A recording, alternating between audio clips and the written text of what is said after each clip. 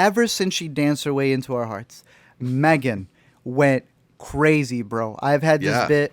It is so ironic that it came out on January 6th because the M3GAN fans stormed the Cineplexes everywhere. The newest movie from Blumhouse, which I didn't know, they pitched this to Warner Bros. And Warner Bros. Said, nah, we already have Annabelle.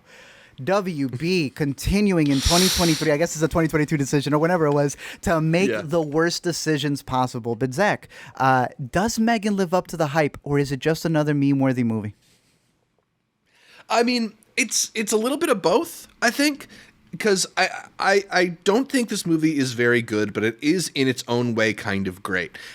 They did a really interesting thing, and they've combined two really popular subgenres. There's the evil AI subgenre of like smart homes and advanced tech and 2001's HAL and stuff like that. And then there's also Yes. the horror subgenre of like the creepy doll, your Annabelles and your Chuckies and what have yous. And kind of fusing them together, you get to play on two really like familiar but fun campy horror elements, and they're definitely leaning into the camp. It has the structure of a horror film, but the rewards are all based on the comedy, at least for me, because it's not exactly the most like innovatively scary horror film. I don't think it has a whole lot to say about like our reliance on tech. Like, yeah, there's certainly like a commentary there on like motherhood and being a parent and the implementation of technology to take away some of the babysitting tasks. But like, really,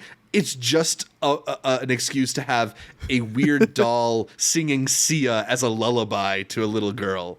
And if that's what you're in it for, it certainly delivers. Yeah, look, I like the story. I think that they had an element to it that I think speaks to a lot of people today because of the technology that we have. Yeah.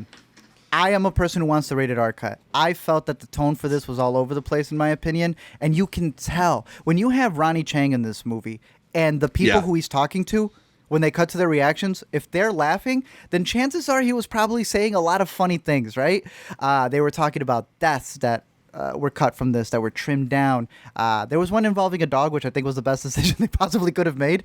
But it's interesting to know that Blumhouse, the house of Blum that lets directors make whatever they want to, the moment M3GAN went viral with this hallway thing, it was clear that they recut it to fit something, that was going to go viral with it. And hey, it has greenlit sequels already, according to the director. I don't know if you heard, he went to Patreon and kind of like leaked to his patrons that he was already writing the sequel.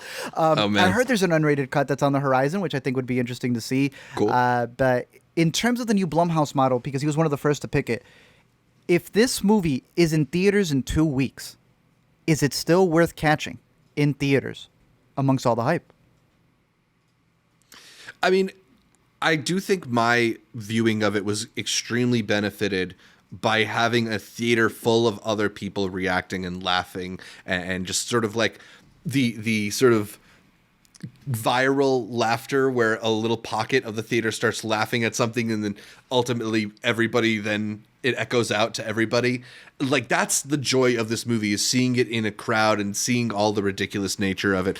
If it is in a smaller, in a sleepier screening, an emptier room, I could see it landing with a little bit more of a thud. I could see it sort of being, you see the desperation of it more. And I know some people who didn't have as fun of a time with it, and I wonder if they maybe just weren't seeing it screening in the right room. Yeah. So maybe that, I don't know how this movie will play at home. It certainly will play well in memes and in GIFs, and maybe that's all it needs, really, to sustain interest in a sequel.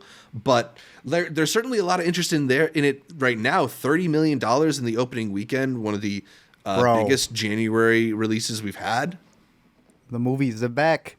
They're back. I agree with you. If you're not going to a movie theater where the people like clap at the AMC ad at the beginning, you're probably going to have a different experience. But overall, to me, I think it's still worth the junior price. I like just barely because of the virality of it. If you have a good crowd with it, but I am waiting for that unrated cut. Big shouts out to two people here that are part of this movie. Violet McGraw. We've mentioned her in the past because she's always the younger version of someone, be it from The Haunting of Hill House to obviously in Black Widow, she's Helena's younger part. So that's already banked for her in her future. Do you know who her sister is? McGraw. I don't know.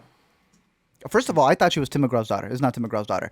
Her sister, if I get it correctly over here, Madeline McGraw, is in Black Phone. She had a killer year last year, and it turns out that both sisters are just powerhouses. So they've been killing it completely. And then in terms of what a lot of people were really surprised to see, no one mentioned her during the whole run for, what was it, Malignant. But Akilah Cooper came in, and I was listening to interviews of her throughout the weekend. She is one badass writer, bro. She's worked on Hellfest. She did Malignant. Everyone's been talking about her this weekend because now that she's got 2 original pockets under her belt, she has become the next hot writer. And I don't know if you know this. Malignant was still under Warner Bros. But did you hear that they've combined Atomic Monster Studios, which is James Wan's company, with Blumhouse? What do you think about that? I heard about that partnership. I mean, it feels like that's basically the place to go for any kind of mainstream horror, or not even just mainstream, any kind of horror now.